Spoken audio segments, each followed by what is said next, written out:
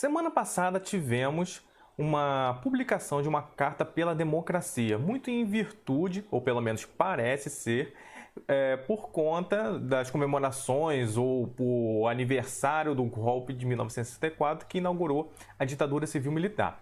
E foi uma carta defendendo a democracia, as instituições que funcionam hoje. E os políticos que estavam envolvidos ali foram Ciro Gomes, João Dória, Eduardo Leite, Mandetta, João Amoedo e Luciano Huck, esse único sem partido, sem legenda. Por que esses atores políticos estão nesse momento se posicionando perante as instituições, o jogo democrático e perante a sociedade? Muito disso se deve à volta ao jogo político do ex-presidente Lula, com seus direitos políticos restituídos. O que muda, para onde nós podemos caminhar para 2022 e por que esses atores se posicionaram dessa maneira? Acompanhe comigo o vídeo.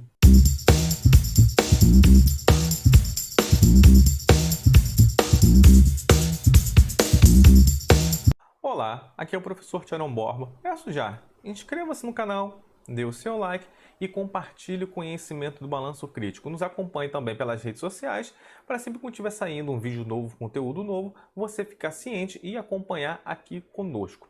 Semana passada tivemos a publicação dessa Carta pela Democracia. Um pouco em virtude das comemorações da ditadura civil-militar, do aniversário do golpe de 1964, mas a questão não era exatamente essa. Era muito mais por um determinado grupo de atores políticos se posicionarem na cena pública. Lembrando, as negociações, os arranjos, as conversas entre os políticos para formarem alianças para 2022 vai começar a se acelerar a partir de agora. Porque política não se faz sem planejamento. Qualquer plano é melhor que plano nenhum. E políticos, eles são seres racionais. Por mais que você não goste, muitas vezes, da racionalidade deles, porque eles precisam serem eleitos para estarem no poder e precisam fazer determinadas coisas que muitas vezes atacam a moral da maior parte da população, as pessoas julgam isso errado, mas racionalmente, para conseguir o objetivo deles, isso faz todo um sentido. E é isso aqui que eu quero demonstrar para vocês. Voltou à cena política o ex-presidente Lula e ele tem um eleitorado muito grande, não só ele como o PT. E se coloca na cena política até o momento, né, se não tiver nenhuma nova virada jurídica e que retirem os direitos políticos dele, ele pode se candidatar. Se o PT vai levar ele como candidato ou não para 2022 é uma outra discussão. Mas o fato é o seguinte, o presidente Lula, ele tem a previsibilidade do que ele fará caso ele venha a ser candidato a presidente e vença. Quer dizer o seguinte, ele respeita as instituições, ele tem uma relação institucional republicana muito bem reconhecida, fez um governo pró-mercado, então as pessoas percebem o Lula, olha, ele tem uma racionalidade que agrada para dar estabilidade em um momento de crise. Então pode ser que até grupos de centro-direita, né, eleitores de centro-direita, depositem uma confiança no Lula para as eleições de 2022. Então, isso é perceptível. Tanto que saiu uma notícia hoje que teve uma conversa entre a presidente nacional do PT, que é a Gleisi Hoffmann, com o presidente nacional do PSB. Lembrando, o PSB até bem pouco tempo estava de negociações para formar uma rede de aliança nacional com o PDT e a rede. Quer dizer o seguinte, se o PT está conversando com o PSB, pode ser que venha a ter uma aliança e prejudique muito os sonhos do Ciro Gomes para a sua trajetória política para 2022 e ter qualquer potencial, né? Ter uma robustez para competir em 2022. Então, esse é o aspecto essencial. Agora, com Lula na cena política, quer dizer o seguinte, ele lá concentra 20, 30% do eleitorado. Então, isso é um aspecto. Na esquerda, provavelmente, o candidato de segundo turno vai ser algum político do PT. Só se acontecer uma catástrofe, isso não vai acontecer. Do outro lado, na direita, o que a gente tem? A gente tem o Bolsonaro. O Bolsonaro também concentra 20, 30% do eleitorado.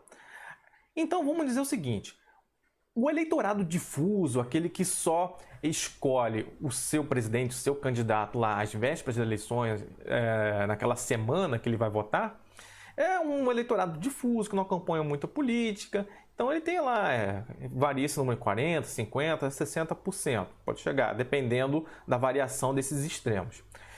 Qual é o raciocínio desse pessoal que editou essa carta democrática, né? Essa carta pela democracia? É isso que eu vou chamar a atenção agora nesse momento. Qual é a catástrofe que esses políticos enxergam, esses políticos que assinaram essa carta pela democracia, na realidade social brasileira?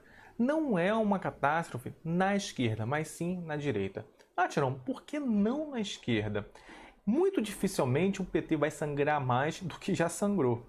E o PT está longe do governo já faz bastante tempo. Lembrando, o PT já passou por Mensalão, Petrolão, Lava Jato, impeachment da Dilma, péssimo governo da Dilma Rousseff.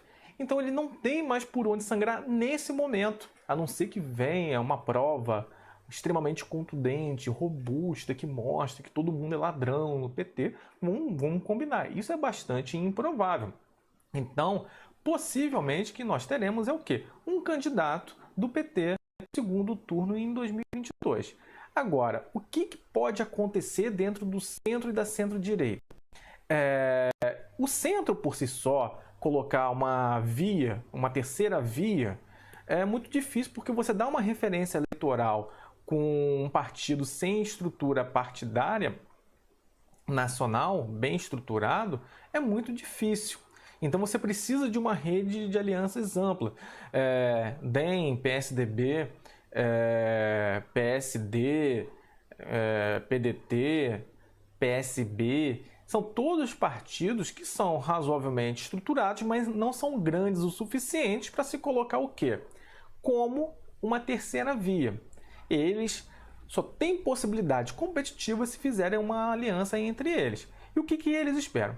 Se houver um derretimento do Bolsonaro na sua aprovação de ótimo e bom abaixo dos 20%, quer dizer, os problemas da pandemia, a questão do número de mortos, a questão de não ofertar uma vacinação satisfatória, pode levar a um caos social, principalmente no aspecto econômico. Lembrando, o auxílio emergencial não vai até 2022, o desemprego está aumentando, a atividade econômica não vem demonstrando uma reação, o seu ministro Paulo Guedes não vem entregando o que prometeu, então a situação do Bolsonaro é bastante complicada. Então vamos analisar o que a direita e a centro-direita podem oferecer caso o Jair Bolsonaro derreta abaixo dos 20% e não vá para o segundo turno.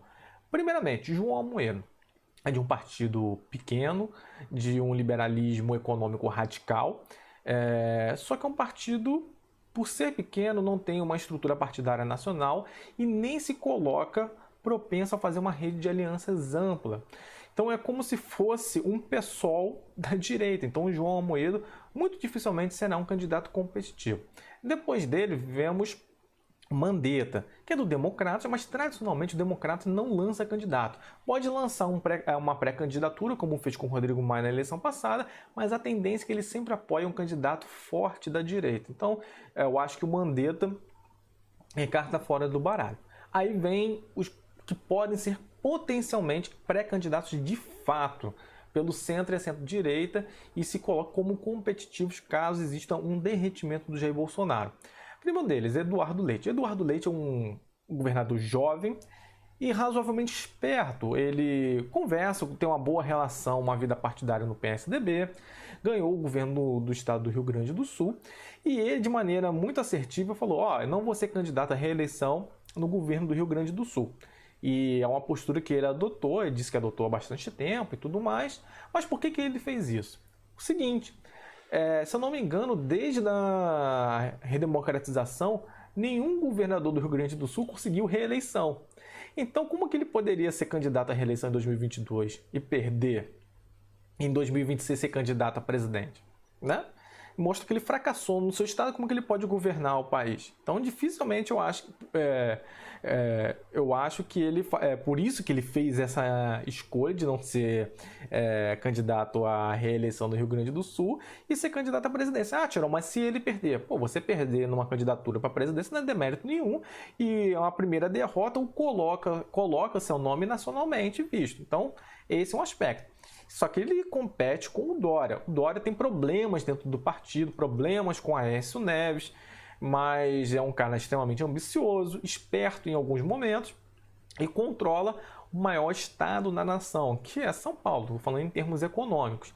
Então, nesse momento, quem sustenta a vacinação é o Butantan, que foi uma escolha que ele fez logo no início da pandemia. E isso contrasta bastante com o Jair Bolsonaro. Então, assim, o empresariado gosta dele, não só por ser de São Paulo, que é onde está o coração financeiro do Brasil, mas o que ele fala nacionalmente, a pauta econômica dele é uma coisa que a mídia gosta, basicamente é o editorial da Globo, da Folha de São Paulo, Estadão, etc. Então, ele tem essa vantagem na mão, mas precisa também fazer uma rede de alianças. O PSDB sozinho não consegue talvez competir com o PT, né? Talvez. E o Ciro Gomes, qual é o problema do Ciro? Ele possivelmente perderá o apoio do PSB pelas conversas que estão tendo nesse momento.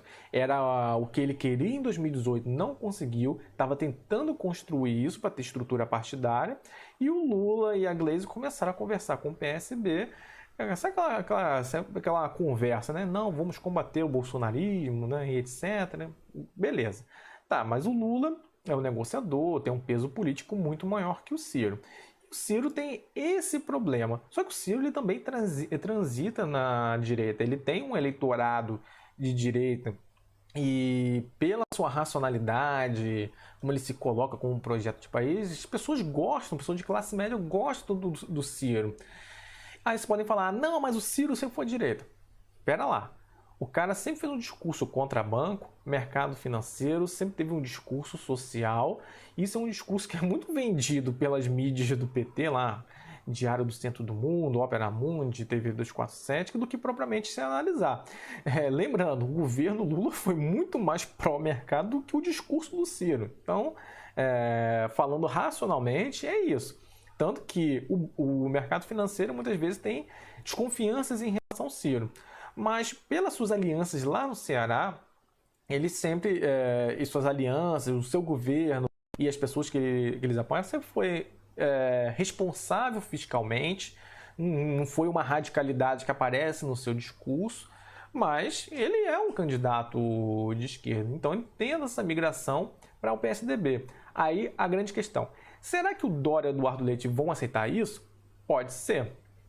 Por exemplo, o Dória talvez, se perceber que o Jair Bolsonaro não vai derreter, ou tem algum grau de incerteza, ele talvez prefira ser candidato à reeleição em São Paulo e vir 2026 do que seja agora, né? Em 2022.